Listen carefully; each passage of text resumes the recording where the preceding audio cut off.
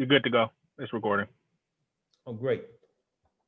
Jim and I were having a conversation. We're talking about the virtual villages, and I sent out a very rough data dump on the virtual villages, what we were trying to get toward. And I just wanted to get this recorded because we're going to use it in marketing. And I think what he has to say is really important. So Jim, why don't I just go ahead and turn it over to you? Okay. Good morning, everyone. It's raining in Harrisburg, but it's still a wonderful day. I got my walk in before it started raining, so I'm happy. Yeah, it's raining somewhere. So if it's okay, I wanted to take this from a business perspective first, kind of like lead the eye candy discussion towards the end, because it really is more about the business case than it is about, the flash and the graphics. We all love that, but behind all of that is the core sort of drivers. And I wanted to say that up front because I was talking to Tyrone about the fact that I'm involved in a lot of digital twin projects, from conferences to smart cities to smart buildings and so forth. And I am advocating that we consider branding the conference as the digital twin of BEYA instead of a virtual conference. Why am I saying that? Well, I'm looking at it from a revenue attainment and revenue opportunity perspective. That's the primary reason why I'm putting this suggestion on the table. This has nothing to do with marketing. It has everything to do with how do you sustain the value proposition when you're virtual so that your sponsorship numbers don't have to be compressed, because the sponsorship perspective is, if this is a virtual conference, you're not investing as much, therefore I should not have to pay as much. And what we're saying is, this is not a virtual conference. This is a digital replication of the same experience, driven by the exact same metrics that we have obtained in the physical, high touch, personal, face-to-face conference. If we can drive that position home, it protects the revenue. And that is so incredibly important. I'm talking to a lot of clients today, and everyone has the same question. How do I justify the same revenue? Why do I have to decrease? And a lot of it's because you can't really expose your investment ever, because the moment you expose your numbers, then the negotiation starts all over again. You've already set the ceiling for your sponsorship. So we don't want to go back to that conversation. That's a conversation that BEYA had 30 years ago when I was still in college. We've gone way past that. So a lot of organizations are severely disrupted because they're not thinking about this as a digital twin. They're thinking about this as a virtual experience. Someone may say, well, Jim, what the heck, man? Aren't they one and the same? Aren't these terms interchangeable? No. Why not? Because a virtual conference is what we call the non-reality version of something that is perceived as reality. A digital twin is the reality in a digital format. In other words, I'm carrying the same value proposition into a digital online experience that I give you in a face-to-face physical experience. Therefore, my investment into this experience is probably going to exceed my investment in the face-to-face experience. Over time, we believe, based on market research, that the hybrid conference, the one that delivered the digital twin of the physical conference online, is going to be the highest value proposition and open up new revenue streams. It's going to create what we call a matrix. A sponsor could choose to go with the digital twin only. A sponsor could choose to go with the hybrid, both in-person and digital, or a sponsor could choose to go just with the traditional in-person. That's 3 revenue streams. That was 1 revenue stream previously before COVID. So we're looking at an expansion of the revenue opportunity as opposed to a compression of it. And if we all get on the same page as far as having the confidence to have these conversations with sponsors, they do react very well. I had to go through the same experience. We increased our numbers, and we got a lot of pushback. So I had to hop on every call and really help them understand that the investment into a digital twin is actually more than the investment into a physical conference. Therefore, in order to deliver to the expectations of my sponsors, I have to make sure that I can meet those numbers through that expectation of delivery, which means I can't lose money in a proposition and deliver to you, sponsor, that thing that you've measured me by over the last 30 years. And that's the ability to feed my pipeline. That's the ability to collaborate with peers, partnership opportunities. And I could take each stakeholder and go into a value proposition as far as what it means to them. But let's just stay with the concept for a minute, and thank you for your patience. How do we pivot into a digital twin story? Well, the first thing we have to do is go back to our physical conference, and let's list the high value offerings that are already currently established with BEYA. How do we know they're established? Because people are paying the sponsorship fees, and they're doing it consistently. So we don't want to leave that value. We want to use that foundational value to then sell the digital version of it, not a virtual replication of it, but the exact digital version. Why? Because you're going to be measured on the same metrics, and you're going to have to sell against the same metrics that you've delivered consistently over the last 3 decades to the same sponsors. So we have to make sure that the digital experience, number one, is metrics driven. As you know, BEYA is a very, very large conference with a lot of moving parts. So to bring a digital twin to BEYA is no easy feat. It is absolutely incredibly difficult.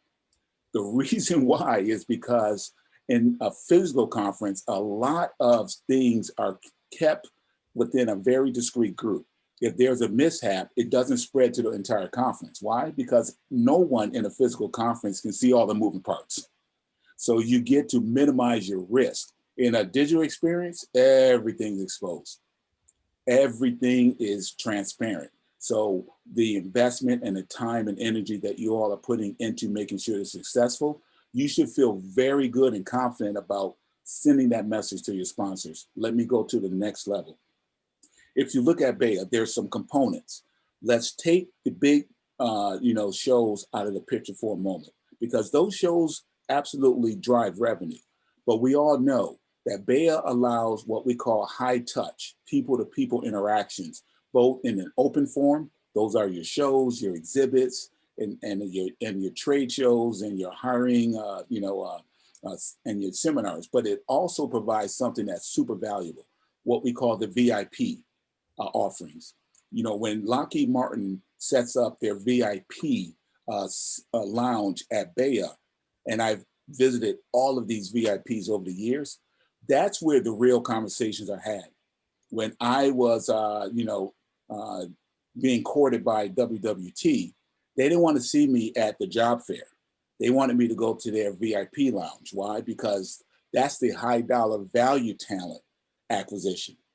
The entry-level talent acquisition is in the job fair.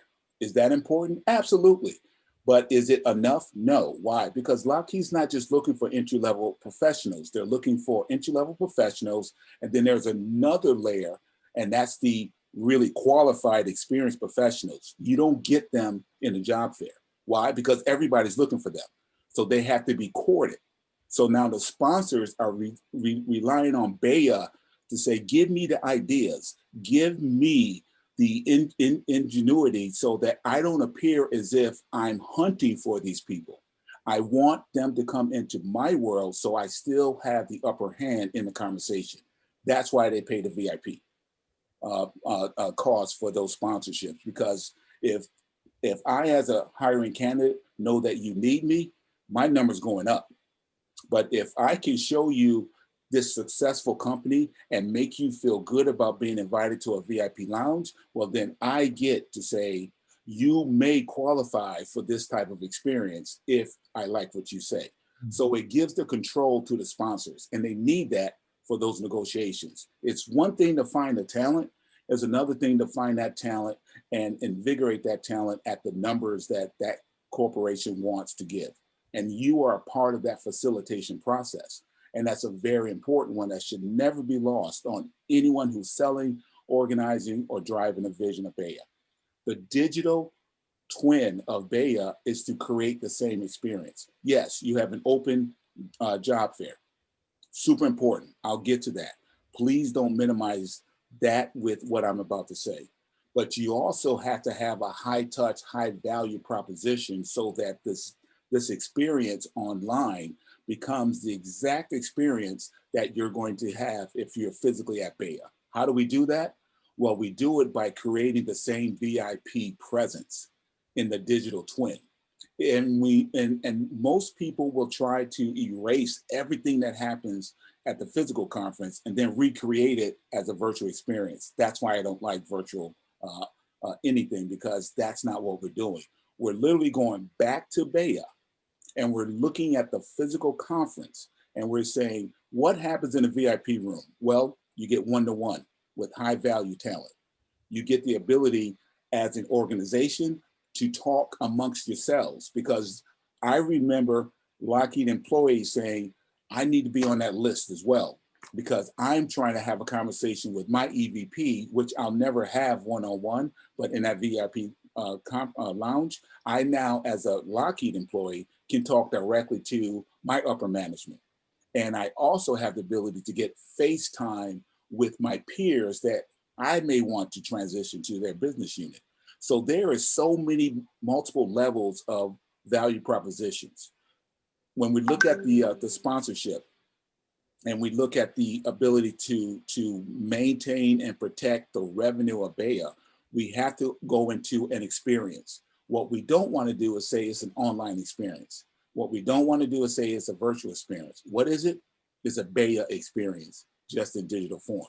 That is what makes it the digital twin. So important. Sorry to belabor that point. Thank you for your patience, but it is the foundation of how we protect that revenue. And then once the revenue is protected, then we get to grow it. Why? Because we got 2 additional revenue streams coming when this pandemic is over.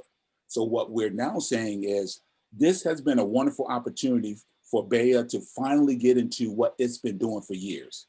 So the first thing we do is list the digital investment that's happened over the decades.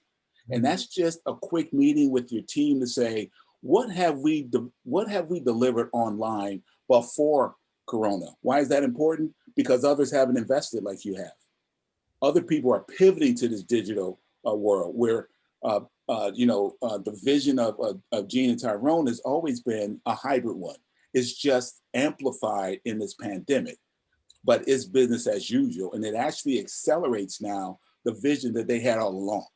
Why is that important? Because if you can demonstrate that you've been making a digital investment, then it's much, much more, I would say, conducive to defend your sponsorship numbers by saying our investment has been done over 2 decades, 3 decades.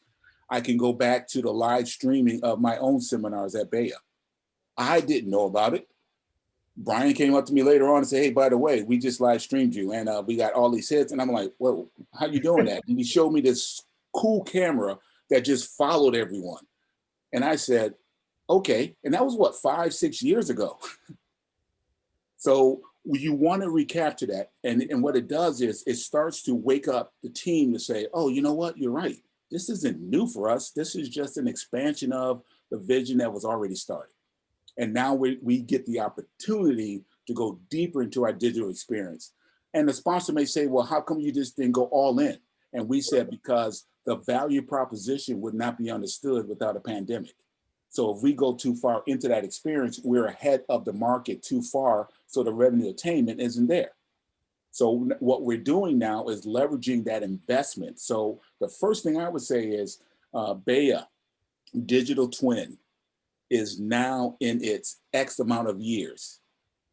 It's not a new virtual conference. It's been around for X amount of years. And then a quick historical recap in the next slide says, over the last X amount of years, this is the investment, not in numbers, but in actual experiences. Live seminar broadcasts, slide share. We want to make sure you capture the audio and the video of so many conferences. We can go on and on. You guys know that more than me. But that historical recap takes the sponsorship out of the mindset that they're in, yet another virtual conference, into, whoa, okay, these guys are talking about something that's different. They made the investment. Now we go into the next slide, which really speaks to, based on the current market conditions and based on the current, I would say, quality of life conditions, BEYA is happy for that previous investment because it allows us to pivot deeper into what we saw as a progressive digital buy-in by every one of our attendees, sponsors, attendees, speakers, etc. And it also says we now have the opportunity to drive home yet another layer of our digital twin. What is that next layer? We're all online now. Why does this not scare BEYA? Because BEYA has been looking to go online forever. Facebook is there. Insta is there. You've been driving this digital experience from the very beginning. Then the next slide goes into, what do we have for you? What does our digital twin offer you? The first high-level answer should be more of the same with even more metrics. That's where we get to defend the sponsorship. It's the metric insights. What are you talking about? Well, we can't measure what's going on in a VIP lounge by Lockheed or WWT. You can't. All you can do is go by the verbal feedback. But on an online experience, you got all these metrics. How long were they there? How many conversations were started? How many attendees occurred? What were the questions? And then if we gamify that, now you're collecting even more metrics. What was the top of mind thought of the group? What was the pervasive theme? What were the most likes for any question? So what you're saying is this digital twin is opening up more data insight into the BEYA proposition. So therefore, the digital experience is actually more valuable than an in-person experience. But we don't want to communicate that, but that is a fact. This is why everyone goes online, because we get metrics, we collect data. And from that data, we run our analytics and we get insight. And now you're saying we are in a position to give you more insight. Why? Because our dashboard views. So that slide should show some of the sample output and dashboards that you plan to share. Once you get to that level of this is what we have coming for you, now you're feeding the recruitment arm of the sponsors, because they get to can that report and pass it on. They get a pre-canned report that makes their job easier. If you think about the physical conference, they have to write up those reports. They have to count the heads. They have to regurgitate the conversations. They have to remember the interactions. They have to put those resumes physically in one pile versus the next versus the next. In a digital twin, they don't have to. Why? Because you're doing that work for them. Yet another value proposition checkbox.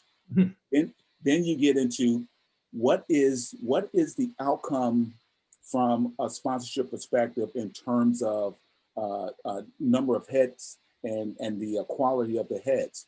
Well, that's why you need an interview room. Don't interview in the physical conference. If you do, you're meeting for coffee, you're meeting for tea. And your schedule is really chaotic because you may have 5 candidates and now you got to figure out how you want to meet with them. Why? Because physically at BEYA, those rooms are accounted for. And a VIP lounge is great as yet another pipeline, service, or pipeline entry. But someone's going to have a face-to-face conversation to say that I want to move forward beyond BEYA into some sort of a formal interview.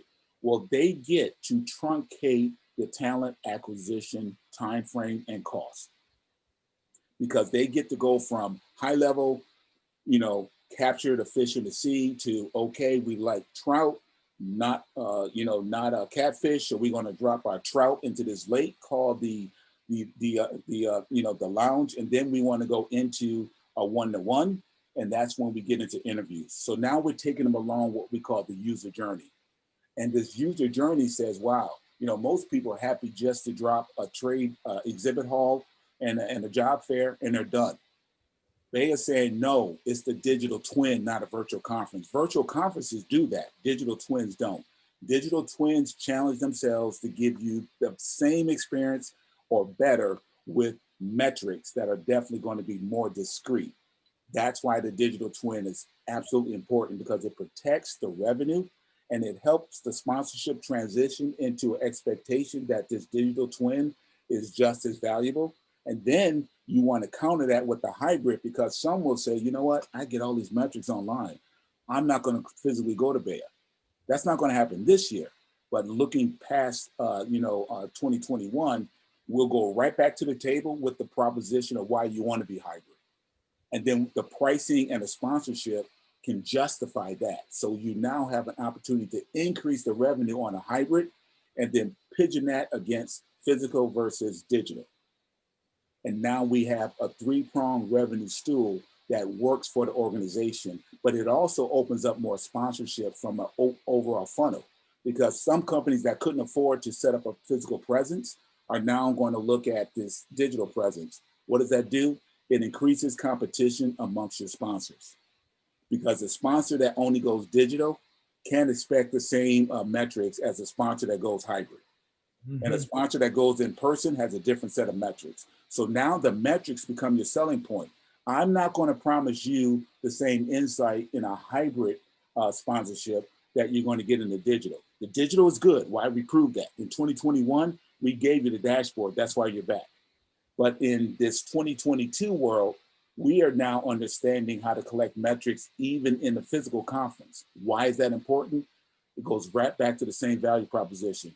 How fast can I identify talent, and how quickly can I get that talent qualified with the interview process and to a decision point, because I need to grab that talent before my competition does. Why? Because they're sitting right next to me. They're in the next lounge. Why will someone want to go to Lockheed? Because they see Lockheed making an investment in trying to find them.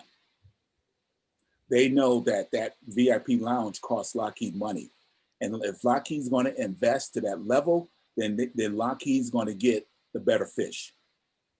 And it doesn't mean that the others don't get to fish. It just means there's different hooks and different baits and different fishing poles. You go out there with a stick and a string, you're not going to get the same fish as a person who comes out there with the probe, and they have all sorts of ways to fish in. That's what BEYA has been offering from the very beginning.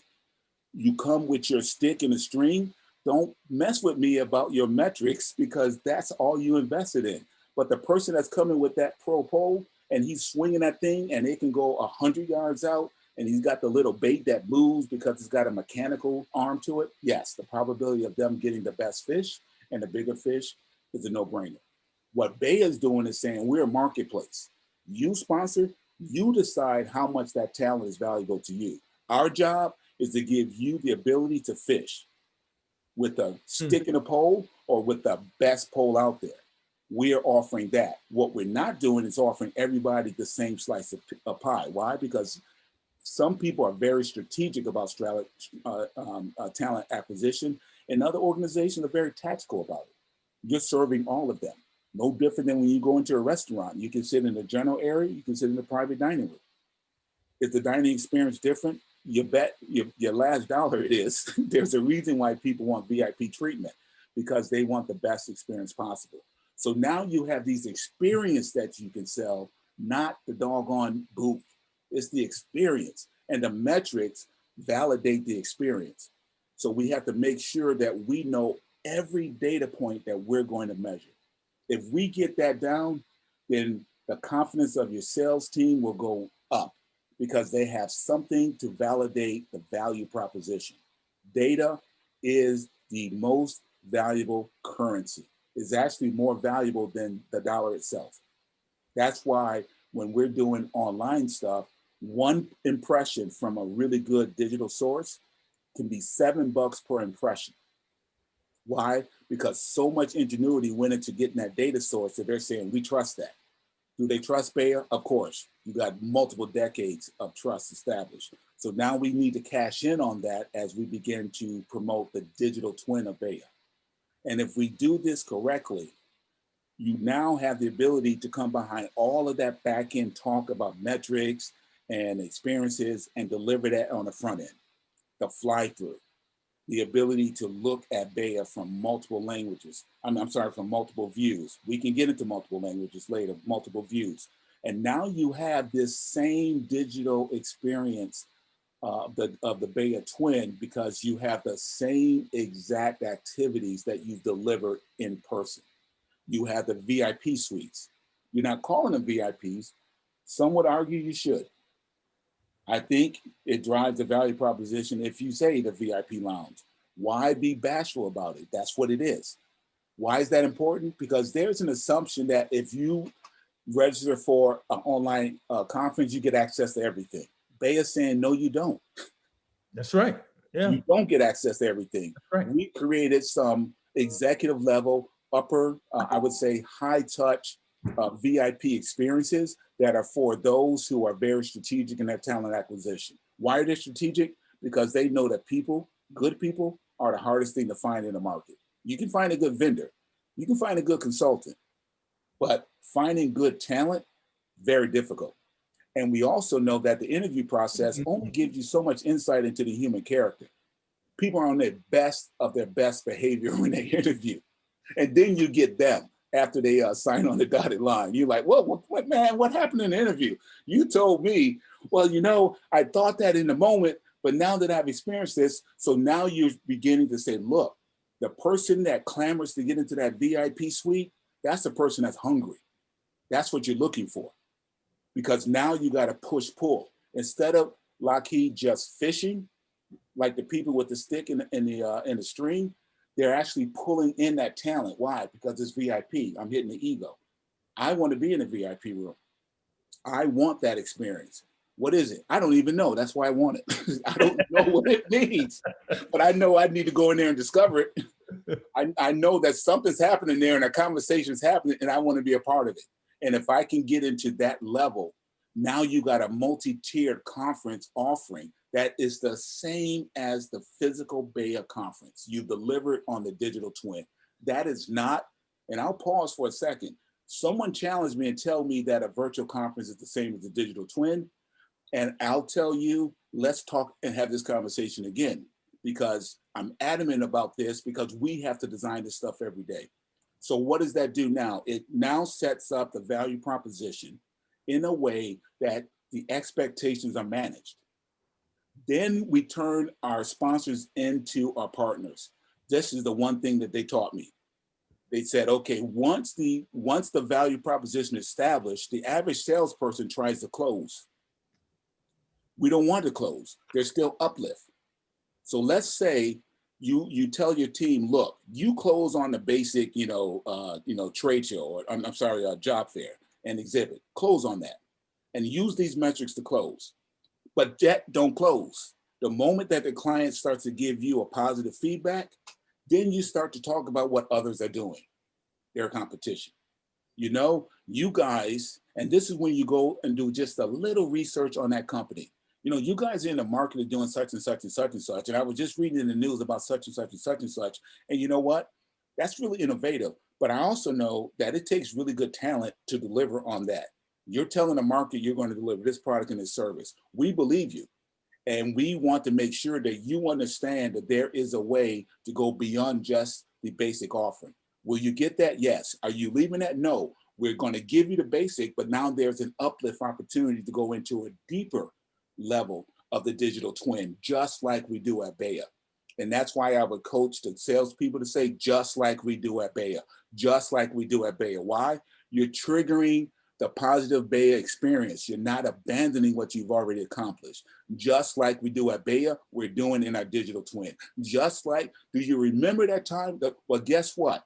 We thought about that when we developed our digital twin. Do you remember when you guys came back? So you collect all of those emails, all of that positive feedback, and you say, you know, when we got this positive feedback from you last year, and you said, hey, great show, and also great VIP, and we had it overflowing, guess what? We use that as the precursor to design this digital experience. And just like you liked it when we did it here, that's what we're bringing to you in our digital twin. It's constantly taking the value proposition and successes and is driving to a higher lift. Now it's very difficult for me as a sponsor to say, that's okay, I'll just take that. All right, not a problem. We only have X amount of spots open anyway. I always do that. Yeah, it's cool. Why? Because we know we're going to fill them. We just like you. We wanted you to have this because we have a good relationship with you. That's why we're hitting you early. But I got a list of callbacks that I've already set up. And I'm not telling you that because I'm trying to push you. I'm telling you that because that's transparent and real. Your competition will be signing up. How do I know? Because I've already signed them up. Why did they sign up? Well, here's what they told us. Now you're taking the customer testimony and using that to sell another customer. It's no longer what BEYA is saying. This customer said they get it and they know that that digital experience with the right data as an output is going to give them an advantage in nabbing that talent. So they just signed up. We think you guys have the same competitive offering in the market. So I would be remiss not to give you the same offering right now in our digital conference. And if the digital twin is something that you see value in, let's have more conversations about that. Here is what we got as feedback. That's the next slide. This feedback is so cool because it's like giving the customer's voice right back to them. So you take what happened with WAC, and there were some wonderful emails. The first thing I would do is circle back to all those positive emails and say, can I quote you? And if I can't quote you, can I reference the company and your title? I'll take your name out. I'm not going to give up on a quote. If you say, no, don't use my name, no, I'm saying, wait, hold on. Can I just remove your name, put your title and company? Well, I'll tell you what, I'm comfortable with you removing my name and my title, but don't reference my company. Well, can I do this? Can I put your title next to that quote? And can I describe the market that your company's in? Well, yeah, you can do that. Gold. Gold. Now you're taking the customer feedback from WAC, pushing that right through the sales channel for BEYA, so that heavy lifting is now getting lighter. And you're saying, I'm gonna negotiate getting those testimonies out there. And I'm gonna actually put that front and center. Now, someone said, I remember, Tyrone, if you deliver this with WAC, I'm really excited about what's coming with BEYA. Yeah. That's an awesome quote. That is the lead sales quote. That is what you want to drive. Take the customer voice, the customer feedback, and push that as your front end. Why? Because that's peer-to-peer marketing. All you're doing is channeling what one peer said and sharing that with another peer. The peers are the sponsors. BEYA is the person in the middle, allowing these peers to understand value proposition from different angles. Now we have an upfront sales proposition that isn't really begging. You're basically saying, look, we are in this for the long haul. We saw this vision from the beginning, and we're going to continue to drive a hybrid experience. We're not abandoning the physical conference because, watch out, augmented reality is coming to you. That's Virtual right. reality is coming. Our hybrid experience is going to blow your mind. But we got to get you on board. We are bringing you on this journey because we saw this a long time ago. How does BEYA see it? Now you get into how BEYA gets its vision. This is another slide. BEYA gets its vision from all of the rich seminars. You get the best and the brightest of the brightest coming to your seminars to talk about innovation and technological, forefronts. And by the way, you guys have been joined at the hip with the military. Anything that you see in a common market is 40 years behind what they're doing behind closed doors. That's I know right. that from my higher ed research. When DARPA said, we won't fund your project because we determined that you can get that done in 20 years. We don't fund projects that can be done in 20 years. I walked away scratching my head saying, I can't even innovate to that level.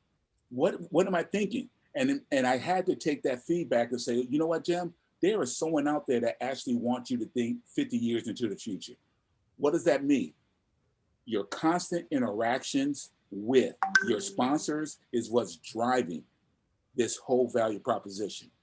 We have been looking at your innovation. We have been in collaboration with you from the beginning. We are continuing to innovate based on what we're learning from these conferences. Why? Because we're listening to as BEYA. What have we heard? That's the slide. Our sponsors, our attendees, our speakers have explored virtual reality. augmented reality, industrial IoT, digital experiences. And we have taken that into our own personal incubator within BEYA. And we said, how can we apply this to BEYA so that we are giving back to our sponsors the very technologies that they are producing, so that they can say, look at BEYA and you can get an idea of where we're going with the digital twin. Look at BEYA and you'll get an idea of where we're going with digital insights based on data that's derived from real human and human interactions. Now BEYA's taking the very innovation that's coming from their sponsors and sending it back to them and saying, we're giving you this because we listen to you and we're not going to be left behind.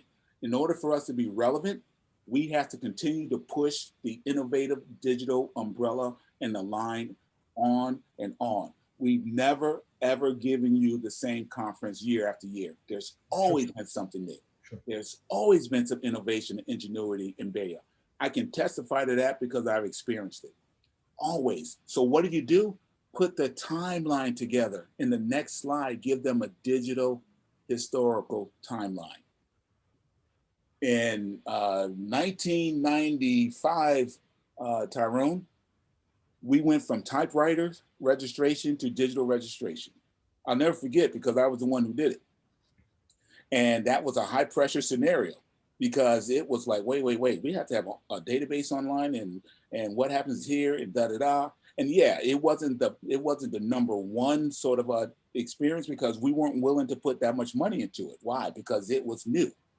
Everyone was doing typewriters. That's how much of BEYA I've consumed over the years. And when we delivered a digital registration, what happened? You came back to me and you said, dude, sponsors are like, we don't mind paying your numbers because we see you reinvesting in your conference. That's the close. We don't mind paying these sponsorship numbers because we keep seeing you regurgitate that back into the experience. Every year, BEYA has done something innovative.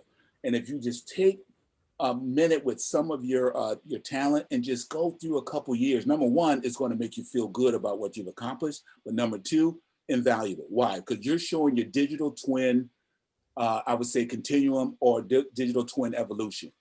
And this year we did that. And this year, and if you think about it, when and I'll never forget this because Tyrone drove me nuts when Facebook started to build up. This is around 2010. I mean, he was calling and he was like, I see it. I didn't see it. I'll be honest with you. I did not see what he saw. He said, Jim, this is it. This is it. It is happening. I'm like, it's Facebook, man. What are you talking about? A bunch of college kids are hopping on this thing and they're trying to set up booty calls. And you're talking about you want to bring this into a conference. He was like, you don't understand, man. And he started to explain things. So I sat down and I started taking notes because I didn't get it. Yes, I'm into tech. I knew what they were doing. I didn't get this. And he said, look, he said, I'm talking about always connected. Mm-hmm. I said, oh. He said, I'm always connected now. He said, now my job is to figure out what buttons to push, what offerings to give that compels people to stay in touch. Then fast forward to 2012, he commissioned me to write In Touch. Mm-hmm. And In Touch was really early because social media was just beginning to take off. Facebook had just went public. I was working for a competitor in Boston. We owned the enterprise. Facebook owned the general market. They never beat us. We had the top brands. But I have to tell you, the experience came alive for me.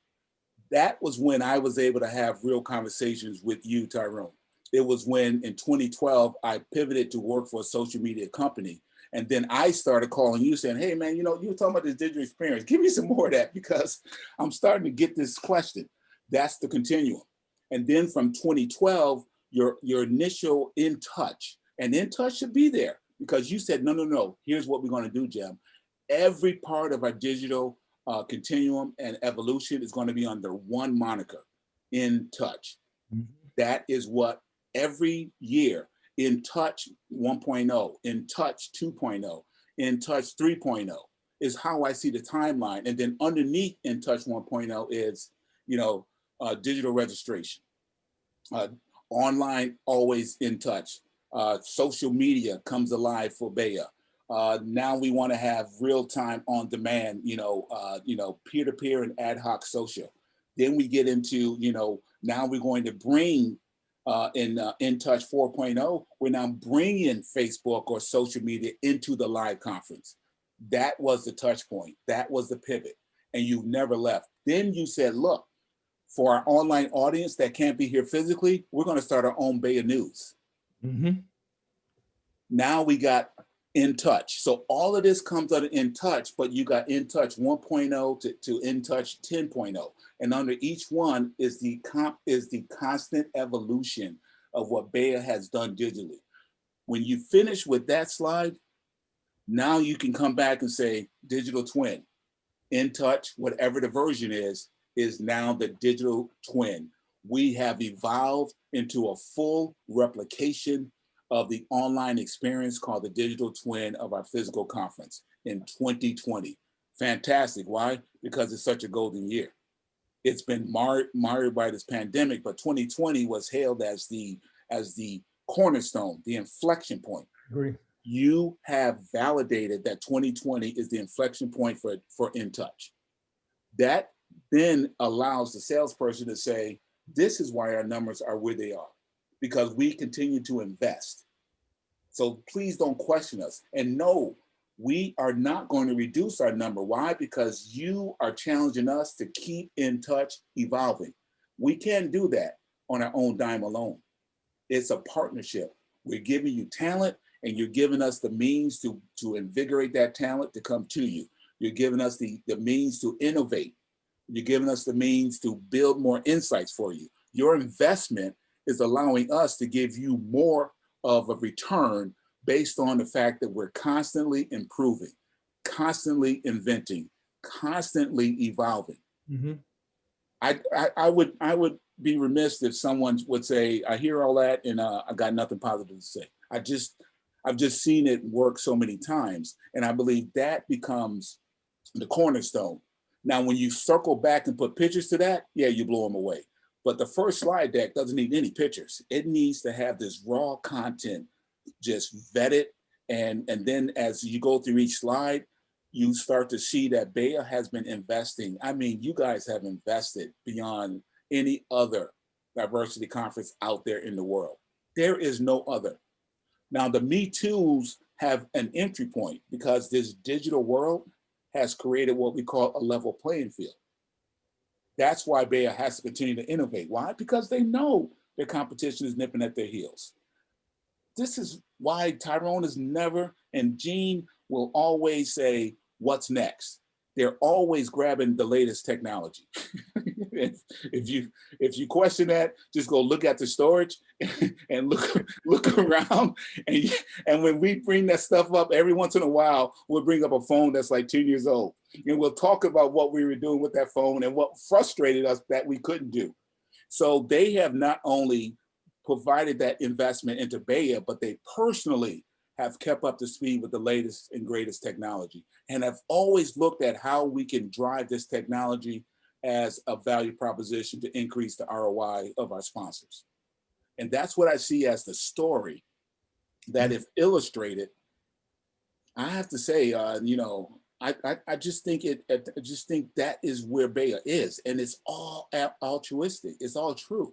There is no marketing in this. Yeah. This is just straight history that I believe BEYA, you guys deserve to tell your story because you have done the investment. And I know there were times, man, when I was like, Ty, man, come on, man, you're pushing an envelope here. This stuff is not mature. And you would say, look, if it's not mature, then let's find a small way to introduce it so that we don't hurt the brand. But what I'm not going to do is wait for it to be mature. I'll never forget this conversation. I said, why? And you said, because once it's mature, everybody's going to get it.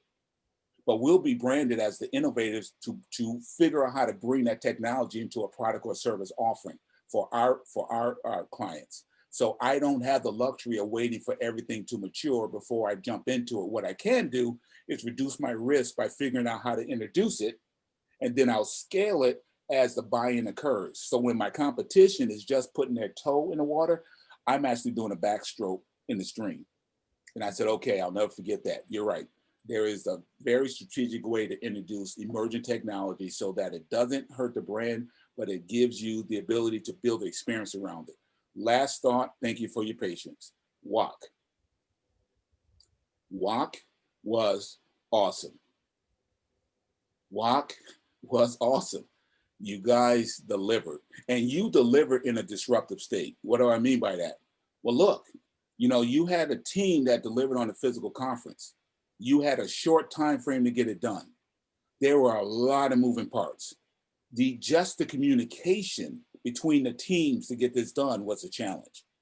But you came together under the vision of excellence.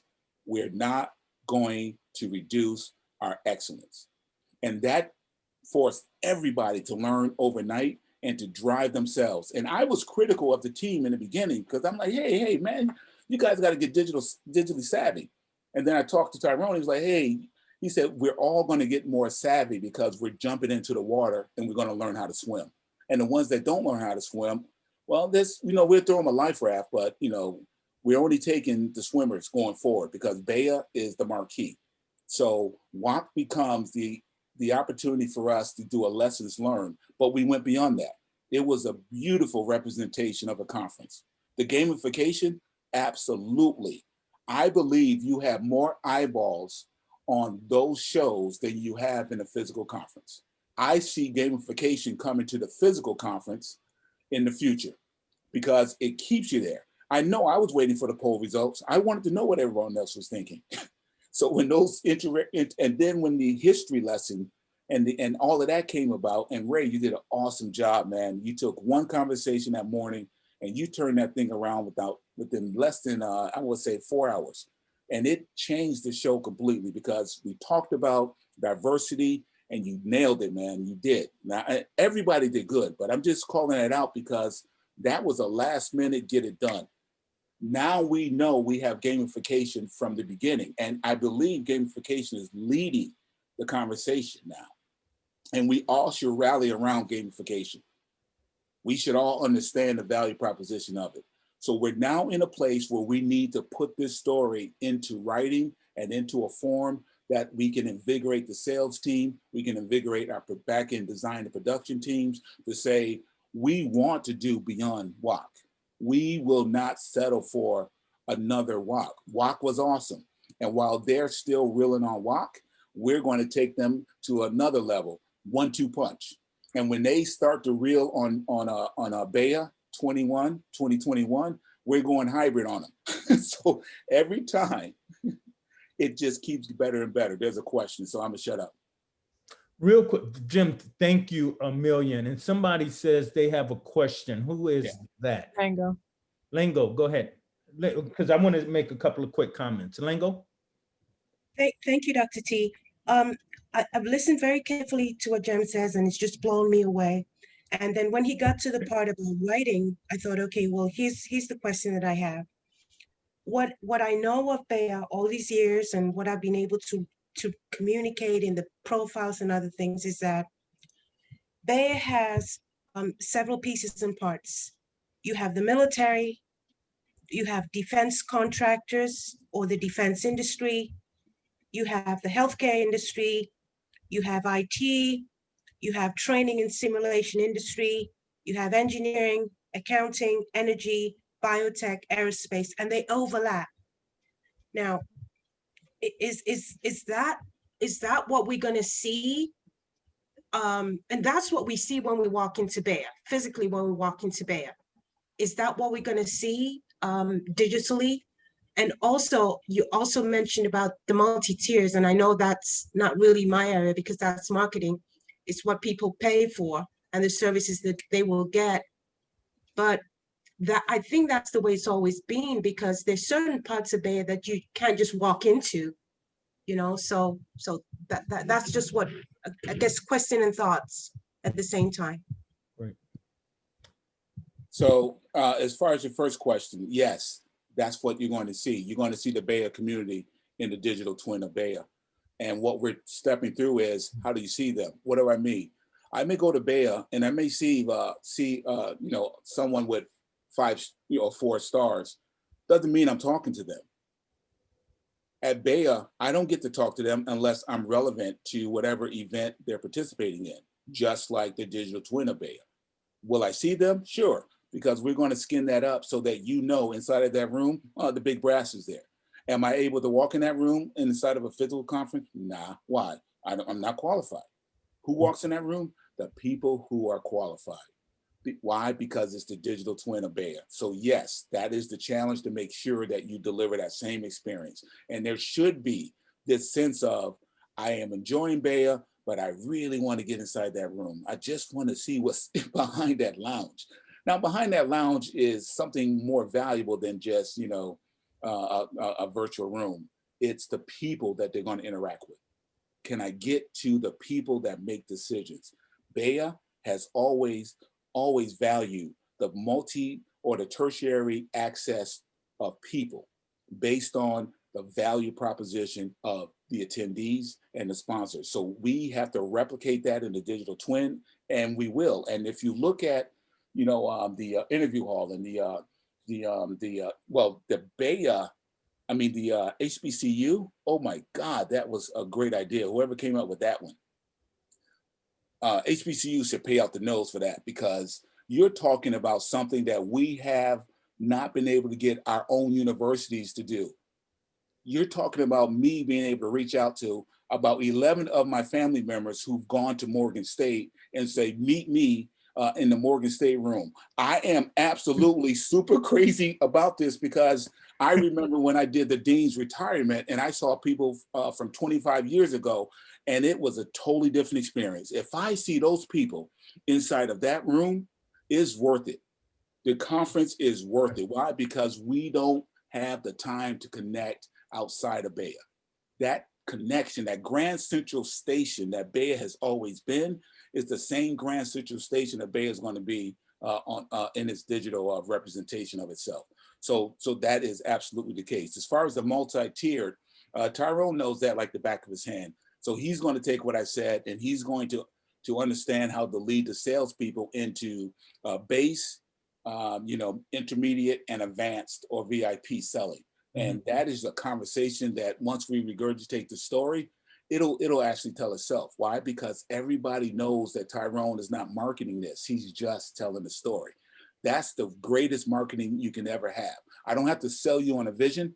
I don't have to try to hit your impulses. Why? Because we're doing it. And that's why In Touch needs to come to the forefront. They need to know, Tyrone, that you created In Touch. And it now has the ability to come alive as the representation of the digital twin. What is BEYA's digital twin? In Touch. It's an awesome name. Jim, thank you. I'm just, you're my digital twin, or I'm your twin, whatever. We're twins. A couple of quick things that I want to say, because I really appreciate no, seriously, I do. I mean, it blows me away. One piece, I've got a couple of thoughts, but one thought that I wanted to really emphasize, and I was planning to put this out last night, is to make sure we say that this digital twin of BEYA is live streaming. Because if right now, I guarantee you, sending this video out to everybody in the company, maybe 20 people will listen to it. And why is that? Because live streaming, which is what we brought to women of color and what we bring to BEYA, means there's a consequence of leaving.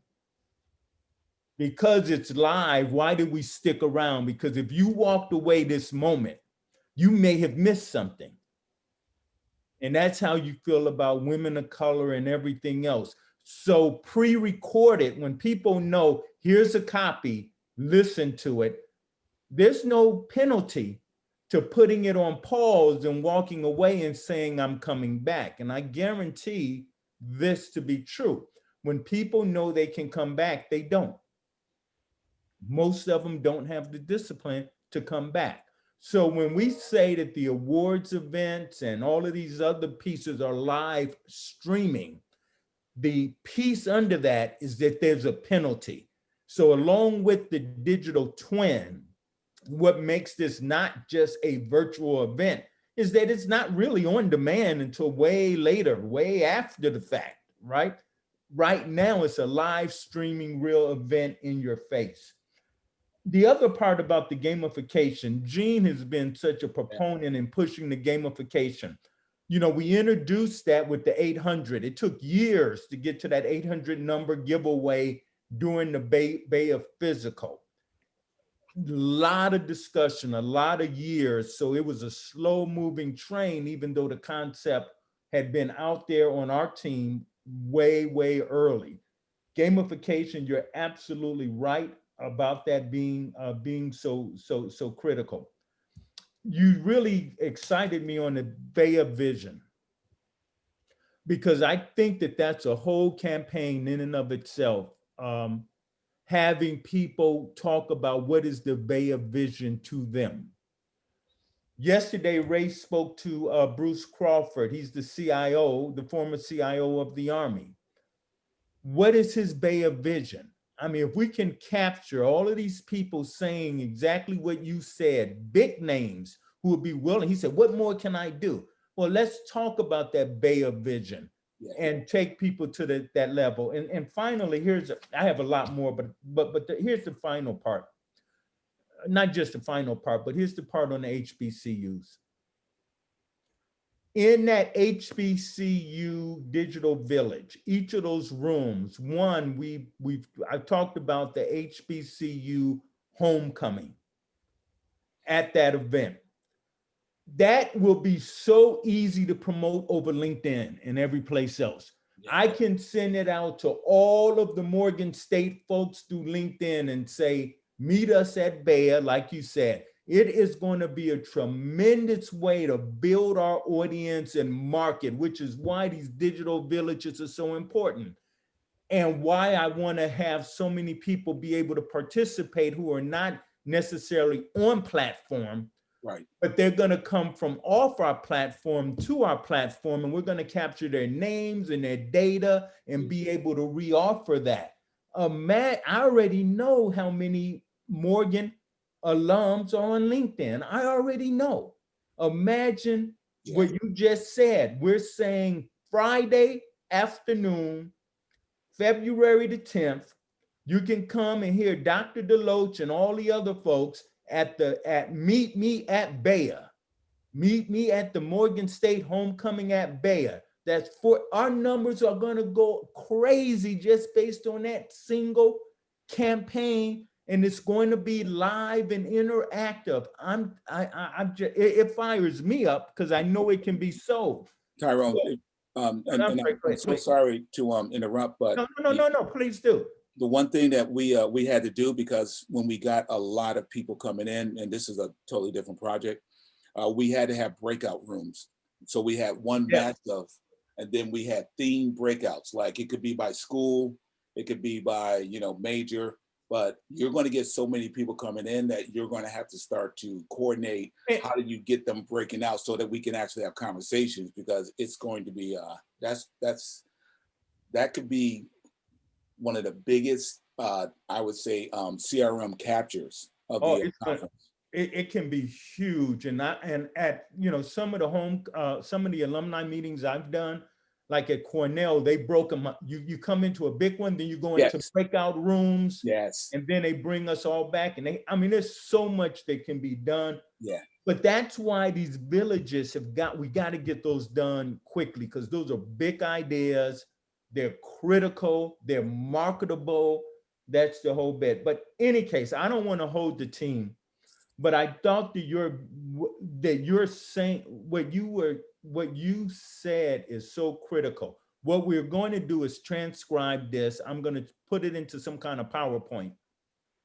But I wanted as many team members to really understand and feel what this is all about. You're right. It's not virtual. It's a twin. Yeah. It is that same experience that you would get. And we heard that at WAC. We heard people say it was a similar experience when I went to the Boeing reception and I spoke.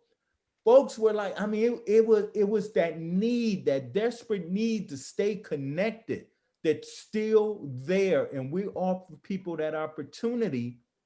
I mean, they're posting that stuff all through LinkedIn about the event. Oh, I put my picture up in the tuxedo, say I'm going to the Boeing reception. About 10,000 people have already responded. I mean, thousands of people responded about they liked the thing and everything else. One guy said, where do we find money to do a reception? Like, that it wasn't real, Right. but it was real. Right. So Right.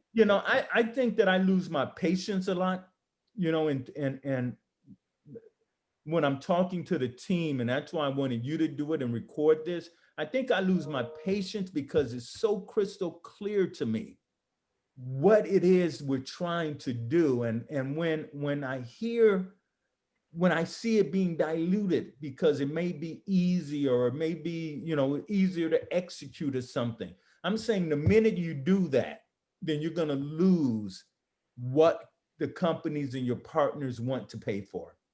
Can I make a suggestion there? Yeah, please. Because you're on point, and I'm just as guilty. So this is me, the guilty CEO, talking to the guilty CEO. Okay. I got introduced to a concept a long time ago that's called fail fast. And what it does is it takes the pressure off of the team to deliver it right the first time.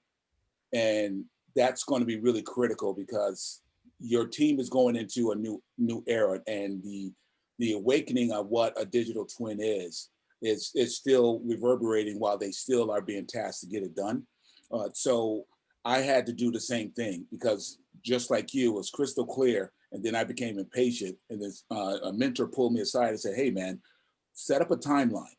If you need it done by this date, then you better give them a fail fast date, so that they can quickly get feedback against the real date that you need. Even if you're under a time crunch, you can still do this, Jim. No matter when it's due. If it's due in 5 hours, give them a fail fast in 2, give them 3 hours to get feedback and then deliver. So I had to make sure my expectations were, what do I owe the team to make sure that I reduce that anxiety? I owe them a commitment to review what they're giving me in a draft form. Even though they may say, hey, I'm gonna try to nail it, because that's the metric that they're looking for. You're like, I'm expecting a draft, but wow, you got me here.